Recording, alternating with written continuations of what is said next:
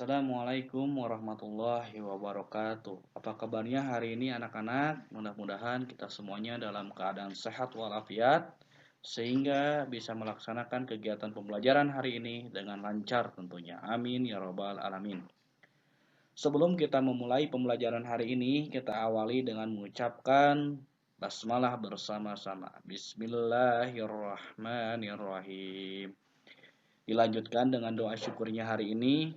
Rabbi auzi'ni an ashkura ni'matakallati an'amta alayya wa ala walidayya wa an a'mala salihan taradahu wa aslih li fi dhurriyyati inni tubdu ilaika wa inni minal muslimin. Amin. Insyaallah pada pembelajaran IPS di kelas 5, Pak Osep melanjutkan materi yang kemarin tentang karakteristik geografis Indonesia. Di minggu kemarin kita sudah membahas tentang letak astronomis dan letak geografis. Kita lanjutkan pematerian hari ini. Maka dari itu, simak video dari awal hingga akhir. Mudah-mudahan kita mendapatkan ilmu hari ini. Apa yang kita syukuri hari ini? Syukurnya adalah potensi lisan. Karakternya yaitu mahabbatullah, merasa lemah, tidak takabur.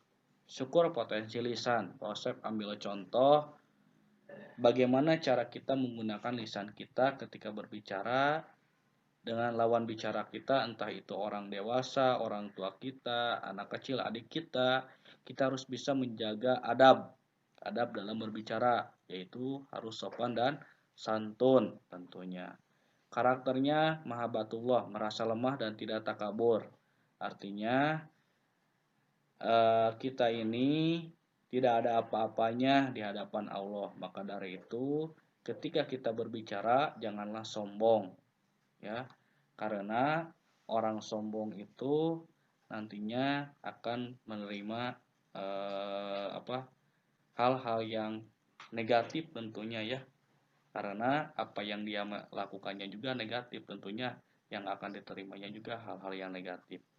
Jadi merasa lemah, tidak takabur dengan cara meningkatkan keimanan kita, ketakwaan kita, rajin beribadah, sholat 5 waktu, berdoa, berzikir.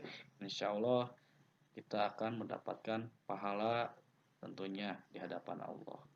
Tadi tentang syukur potensi lisan, karakter mahabbatullah, konsep harapkan bisa diterapkan dalam kehidupan kita sehari-hari. Kita lanjutkan pemateriannya hari ini. Karakteristik kependudukan Indonesia.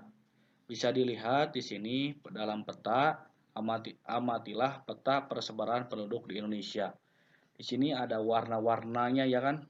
Dari warna hijau, oranye, kuning, merah sampai yang merah gelap. Di sini tentunya beragam. Nah, warna-warna itu menunjukkan tentang kepadatan penduduk. Nah, warna hijau muda, hijau tua itu penduduk, kepadatan penduduknya yang masih sedikit. Sedangkan yang merah dari kuning, oranye, merah sampai merah tua itu menunjukkan bahwa wilayah itu sangat padat penduduk. Jadi bisa dibedakan kalau wilayahnya yang berwarna hijau itu masih sedikit penduduknya. Kalau wilayah yang sudah berwarna merah atau merah tua itu berarti paling padat penduduknya. Kita lanjutkan. Karakteristik kependudukan Indonesia. Nah, kita bahas tingkat pertumbuhan penduduk. Apa yang dimaksud dengan tingkat pertumbuhan penduduk? Nah, pertumbuhan penduduk adalah peningkatan jumlah penduduk dalam jangka waktu tertentu. Setiap tahunnya penduduk Indonesia selalu bertambah. Nah, di Indonesia sendiri ada program yang namanya sensus penduduk. Nah, itu dilaksanakannya setiap 5 tahun sekali guna untuk mengetahui tingkat pertumbuhan penduduk di Indonesia setiap 5 tahun sekali. Dan namanya sensus penduduk. Tingkat kepadatan penduduk. Kepadatan penduduk Indonesia tidak merata. Kita bisa lihat dari pola warna wilayah negara Indonesia. Ada yang hijau, ada yang oranye, kuning, merah sampai merah tua. Nah, itu menunjukkan kepadatan penduduk di Indonesia tidak merata. Nah, penduduk Indonesia umumnya tinggal di Pulau Jawa. Kita bisa lihat Pulau Jawa itu pulau yang paling merah sampai merah tua. Nah, wilayah dengan penduduk yang paling padat di Indonesia yaitu Provinsi Jakarta. Kondisi wilayah Indonesia. Kondisi iklim Indonesia yaitu iklim tropis. Terdapat dua musim, yaitu musim kemarau dan musim hujan. Sedangkan pembagian wilayah waktu Indonesia dibagi dalam 3 zona, yaitu zona wilayah waktu WIB, WITA, dan WIT. Kita bahas apa yang dimaksudkan WIT, WITA, dan WIT. Pembagian waktu negara Indonesia. Kita bisa lihat dulu peta wilayah Indonesia dibagi dalam 3 zona. WIB, WITA, WIT. WIB itu waktu Indonesia bagian barat. WITA waktu Indonesia bagian tengah. WIT yang terakhir waktu Indonesia bagian timur. Kita lihat Sumatera dan Jawa serta ke Kalimantan bagian barat itu masuknya ke waktu Indonesia bagian barat. Sedangkan WITA ada Sulawesi, NTT, Bali itu masuknya ke wilayah Indonesia bagian tengah. Yang terakhir Maluku, Papua itu masuknya ke dalam wilayah waktu Indonesia bagian timur. Pembagian daerah waktu di Indonesia menyebabkan adanya perbedaan waktu antar daerah tersebut.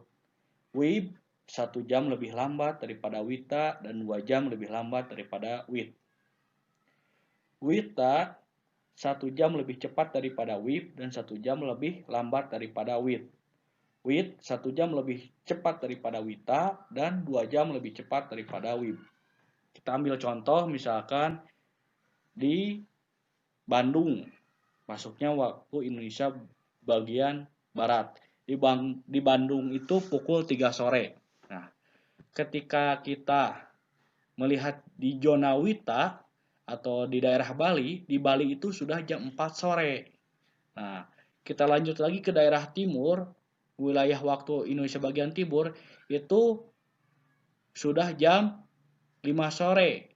Jadi perbedaannya itu selang 1 jam.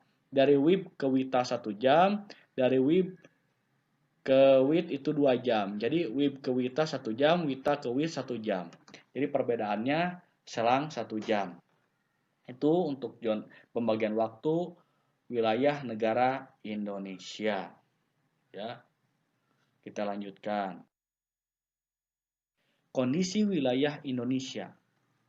Lihat di sini, wilayah Indonesia sangatlah luas dan berupa kepulauan yang mengakibatkan keberagaman penduduknya. Salah satunya yaitu keberagaman suku bangsa. Ya, kita bisa dilihat di sini, ini peta persebaran suku bangsa yang terdapat di Indonesia. Keberagaman suku bangsa di Indonesia bisa dilihat di sini ya. Gambarnya ini merupakan budaya-budaya yang terdapat di Indonesia. Indonesia sebagai negara kepulauan terbesar membuat beragamnya suku bangsa, bahasa, dan budaya yang terdapat di Indonesia. Nah, kita ambil contoh di Jawa Barat, itu mayoritas penduduknya itu suku Sunda, ya. Tetangganya di Provinsi Jakarta ada suku Betawi. Jadi beragam, walaupun satu daerah beragam suku bangsa, bahasa, dan budaya. Nah, di sini keberagaman suku bangsa di Indonesia bisa dilihat ya. Di Riau, ini ada Melayu, suku bangsa Melayu, Sakai, Anak Dalam. Nah, kita bisa lihat di sini ya. Ini beragamnya suku bangsa yang terdapat di Indonesia, bisa dilihat tabelnya. dari Riau, kemudian Jakarta, Jawa Barat, Jawa Timur, NTT, Kalimantan, Sulawesi, Maluku, sampai Papua. Bisa kalian simak, bisa kalian lihat suku bangsa yang terdapat di Indonesia. Ini hanya sebagian kecil. Kita lihat di sini. Nah, ini gambar-gambar yang mencirikan setiap daerah atau wilayah yang ada di Indonesia.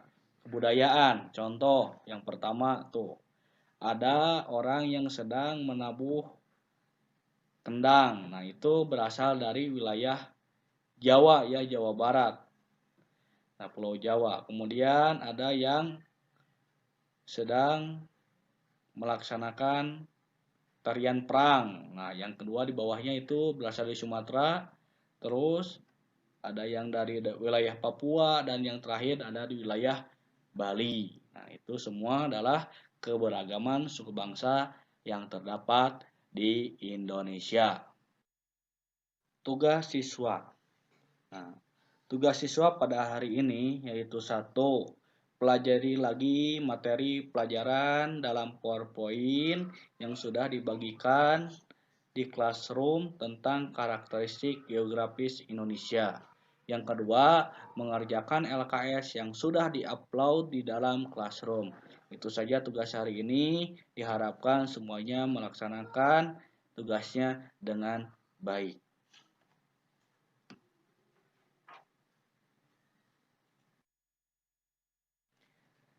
Terima kasih sudah menyaksikan tayangan video dari awal hingga akhir. Pak Osep ucapkan terima kasih kepada kalian semuanya yang sudah menyimak. Kita akhiri, kita tutup pembelajaran hari ini dengan mengucapkan hamdalah bersama-sama. Alhamdulillahirrahmanirrahim. Istighfar, astagfirullahaladzim, dan doa akhir majelis. Subhanakallahumma wa bihamdika, asyhadu an la ilaha illa anta, astaghfiruka wa atubu ilaik. Dari Pak Osep dicukupkan sekian, kurang lebihnya mohon maaf.